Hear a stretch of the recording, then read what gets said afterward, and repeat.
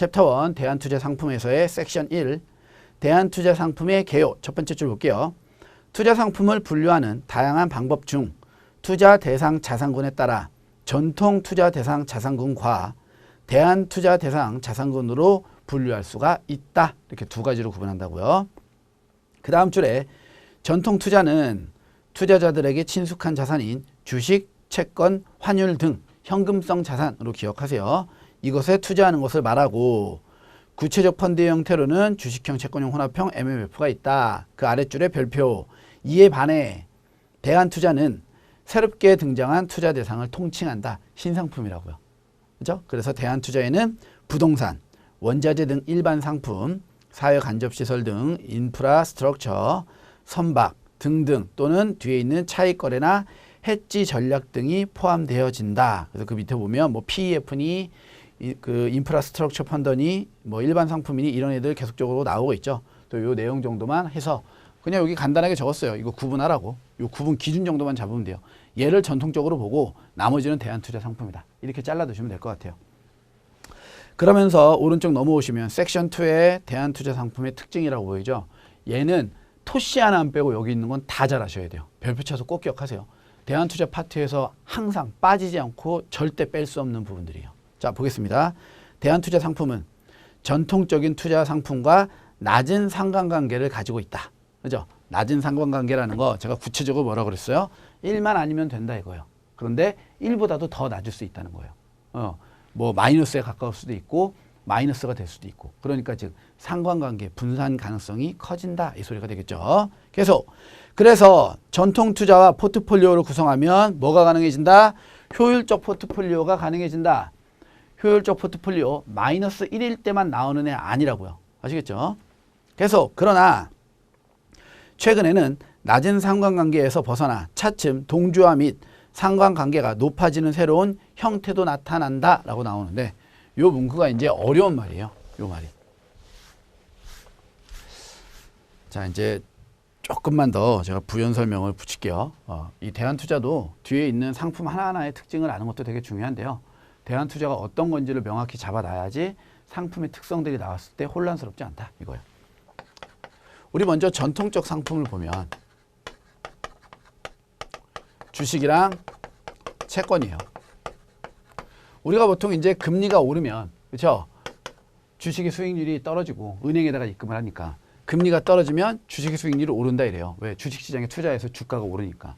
이래서 얘네들이 역외관계를 갖고 있어서 주식과 채권을 섞으면 좋았어. 이런 얘기를 했는데 이제 점점점 시간이 지나다 보니까 이 회사의 채권 등급이 떨어져 버리면은요. 발행한 회사에. 그 회사의 악재죠. 그럼 뭐가 떨어져요? 주가가 같이 떨어져 버리는 거예요. 이렇게 동조화 현상이 생겨버리는 거예요. 그러니까 더 이상 주식과 채권에 투자해봐야 의미 없는 거예요. 그리고 주식과 채권 가격에 영향을 미치는 게 단순하게 그 회사가 아니라 국가 자체의 대외 의존도라든가 또는 무역에 대한 부분들, 환율에 대한 부분들, 물가에 대한 부분들이 얘네들을 같은 방향으로 움직여왔어요. 그러다 보니까 뭐를 생각해냈냐면 자, 그럼 우리는 상품 시장에 동시에 투자해보자. 이 소리예요. 상품 시장이 예를 들면 뭐 원유라고 볼게요. 그리고 이 주식을 발행한 회사가 정유사예요. 그 채권도 정유사 채권이에요. 그러면 원유 가격이 올라버리면 정유사 입장에서는 수입하는 원가가 오른 거죠. 그러니까 수익률이 떨어져요. 그러니까는 주가도 떨어지고 채권의 수익성도 악화될 수 있죠. 리스크가 올라갈 테니까. 그러니까 얘네들은 안 좋아지는데 얘가 올라가서 섞으니까 너무 좋았어. 분산 투자 효과가 생겼네요. 맞죠? 왜? 원유를 사기로 싼 가격에 사기로 계약을 해놨는데 올랐으니까 여기서 이익 날 거 아니에요. 그리고 여기서 손실 나고. 이렇게 되면 제가 분산 투자 잘 되는 거라고 그랬잖아요. 이러한 현상들이 있어서 대한투자 상품에 투자하는 게 너무 좋았네. 이랬단 말이에요. 그런데 시간이 점차 지나가다 보니까 이 안에서도 어떻게 원유 가격이 떨어지는 거예요. 왜? 정유사랑 이 정유사가 생산해내는 그런 여러 가지 석유 관련된 부분들의 전체적인 악재예요. 더 이상 환경 문제 때문에 여기 이 석유, 원유 자체를 잘 쓰지도 않고요. 맞죠? 전기차, 가스차 뭐 이런 게 대세라 이거예요. 하이브리드가. 그러니까 원유 자체를 사용하지 않으니까 즉 수요가 떨어져 버리니까 원유 가격 폭락 하면서 이거 얘네가 아무리 싸게 사와도 사람들이 사주지 않으니까 주가, 채권 가치 다 떨어져 버리는 이러한 현상들이 생긴다고. 이런 현상을 우리가 동조화 현상이라고 불러요. 동조화 현상. 움직임이 동일해진다 이렇게만 받아들이시면 될 것 같아요. 그러니까 그 전까지만 해도 전통적 대안투자도 원래는 분산투자 효과가 있었어요. 그런데 뭐가 동조화 현상이 생겨버린 거예요. 그래서 분산투자 효과가 사라져버렸고 그래서 생각을 해낸 게 대안투자 상품이었다고요. 그러니까 또 분산투자 효과가 있었는데 또 뭐가 동조화 현상이 강해지다 보니까 대안투자를 하더라도 주가의 움직임 즉 하락을 피하기가 힘들어졌다. 이런 얘기라는 거예요. 됐어요? 예. 내용이 한 줄밖에 안 나왔는데 이 내용을 잘 파악하세요. 왜 그러냐면 저희 이제 이 다음 파트죠. 국제 분산 투자 파트에서도 명확하게 이 얘기가 또 나올 거라 이거예요. 됐어요? 네. 그래서 다시 한번 그러나 최근에는 낮은 상관관계에서 벗어나 그러니까 낮은 상관관계라는 게 반대로 움직이는 성향에서 벗어나 차츰 동조화되거나 같은 방향으로 움직이거나 상관관계가 점점 높아지는 형태를 띠고 있다. 그렇기 때문에 무조건 대안투자에 투자했다고 나 잘했지. 이거 아니라는 거예요. 생각해 봐야 된다 이거예요.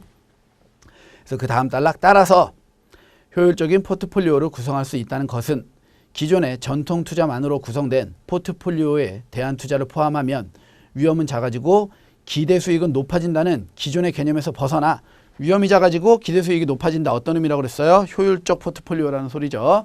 무조건 효율적 포트폴리오가 된다는 생각하지 말고 이거예요. 새로운 근본적 변화에 대응하는 투자 전략 및 포트폴리오 전략을 세워야 한다. 그래서 구체적으로 이러한 일이 생겼을 때 얘를 해지하는 방법이 뭐가 있을지를 생각해 보는 거예요. 해지하겠다는 게 위험을 피하겠다는 소리니까. 됐죠? 그래서 계속 대안투자에서 거래하는 자산은 대안투자 상품의 공통적인 특징입니다. 대부분 장외시장에서 거래되는 자산으로 황금성이 뒤로 넘어오세요. 떨어지게 되고 첫 번째 특징이에요. 대안투자의 문제점들. 황금성이 떨어진다는 거 돈으로 당장 바꾸기 힘들어요. 그래서 이로 인해 환매 금지 기간이 있고 환매 금지 기간이 있다는 거 폐쇄형으로 설정한다고요. 기억나시죠? 유동성 떨어지고 투자 기간이 길고 리스크 높으면 뭐 한다고 그랬어요? 폐쇄형으로 설정한다. 펀드 할 때 제가 설명드렸던 내용들이요. 똑같이 적용됩니다. 예. 그러니까 환매 금지 기간이 있고 투자 기간이 길다. 그죠? 그러니까 제가 앞에서 설명드렸던 내용들 하나도 버리지 말고 다 정리하세요. 모든 과목, 투자자산 운용사 처음부터 끝까지에 나오는 용어들에서 비슷하게 쓰이고 공통적으로 필요한 부분들만 제가 다시 빼내갖고 판서로 설명드리는 거니까 제가 설명드리는 부분들은요. 전부 다 하나도 안 빼고 체크하셔야 돼요. 아시겠죠? 예.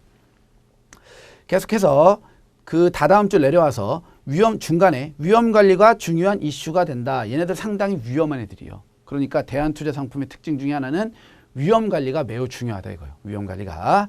그리고 한 줄 내려오시면 규제가 많고 여기 다섯 번째 특징이죠. 그 뒤에 투자자들은 기관투자자 혹은 거액자산가들로 구성된다. 여섯 번째 특징.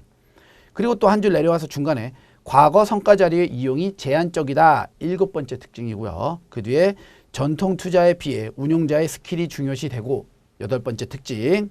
그 중간에 보수율은 높은 수준이며 아홉 번째 특징. 마지막 성공 보수가 함께 징구되어진다. 열 번째 특징. 됐어요? 대안투자가 갖고 있는 10가지 성격들이에요. 이 10가지 성격들이요. 지금부터 이제 여기 목차해 보시면 대안투자 상품 뒤에 부동산 투자 나오죠. PEF랑 헤지펀드 나오죠. 그리고 특별자산 펀드랑 크레딧 스트럭처 나오죠. 이 상품들이 공통적으로 갖고 있는 요인들이라는 거예요. 아시겠죠? 여기서 이제 조금씩 예외적으로 한두 개씩 특성이 바뀌는 애들이 있거든요. 그런 애들만 그 부분에서 포인트 잡아두고 나머지는 이 10가지 특성이 전부 다 맞아 떨어진다 라고 머릿속에 딱 놓고 정리하셔야 돼요. 대안투자의 특징 10가지 상당히 중요합니다. 예, 요 10가지 특징 반드시 정리해 두세요. 네, 이렇게 하면은 첫 번째 챕터인 대안투자 상품의 개념, 특징까지 정리 끝났네요. 자, 한 번만 간단하게 볼게요. 대안투자 새로 나온 상품이에요. 대안투자 왜 만들었다? 전통적 상품군과 대안투자 상품의 상관관계가 낮아서 얘네들 섞으면 효율적 포트폴리오를 유지할 수 있어서 구성할 수 있어서 대안투자를 우리가 만들어냈다 이 소리예요. 그런데 최근의 분위기는 대안투자에 투자한다고 무조건적으로 낮은 상관관계를 보이거나 분산 가능성이 높아지거나 효율적 포트폴리오가 구성되지 않는다. 그 이유는 동조화 때문에. 됐어요? 그러니까 조금 더 고민하자 이 얘기였고 대안투자가 갖고 있는 특징들 주요한 특징이에요. 상당히 위험한 자산들이죠. 위험 높아요. 황금성 떨어져요. 그러다 보니까 투자 기간도 길고 폐쇄형으로 설정한다 이거예요. 그리고 위험하고 투자 기간 길고 상품 돈으로 잘 안 바뀌어요. 그러니까 일반 투자자는 하지 말고 돈 많은 사람이나 전문가들만 들어와. 이런 얘기가 되는 거고요. 그렇죠? 그리고 그 나머지 뒤에 있는 것들은 뭐 과거 자료의 이용이 제한적이다 이 얘기는 뭐가 되냐면요. 신상품이라고 했잖아요. 그러니까 이전에 대한투자에 투자했던 그 자료들이 많겠어요? 없겠어요? 없겠죠. 그죠? 그러니까 과거 자료 이용이 제한적일 수밖에 없는 거예요. 됐어요? 네. 그리고 나머지는 한 번 정도 읽어보시면 되고. 그러다 보니까 위험하고 돈 많은 사람들 들어가니까 위험한 자산을 잘 운영하는 사람이 있어야 되잖아요. 그렇죠? 그러니까 가장 유능한 펀드 매니저들은 거의 다 어디에 가 있다? 대한투자파트에 가 있다 이거예요. 특히나 헤지펀드를 운영하는 펀드 매니저들은 업계에서 최상이에요. 그러니까 걔네들 스카우트 해오려면 어떻게 해야 돼요? 월급 많이 줘야 되죠. 근데 그냥 월급을 무조건 주는 게 아니라 네가 성과를 많이 낸다면 성과 수수료 많이 줄게. 그러니까 성공 보수가 징구되어진다. 이런 얘기들로 연결되는 거예요. 됐죠? 10가지 특징도 외우는 거 아니에요. 이 상품의 특성을 머릿속에 넣고 천천히 되짚는 거예요. 제가 지금 설명드렸던 내용처럼.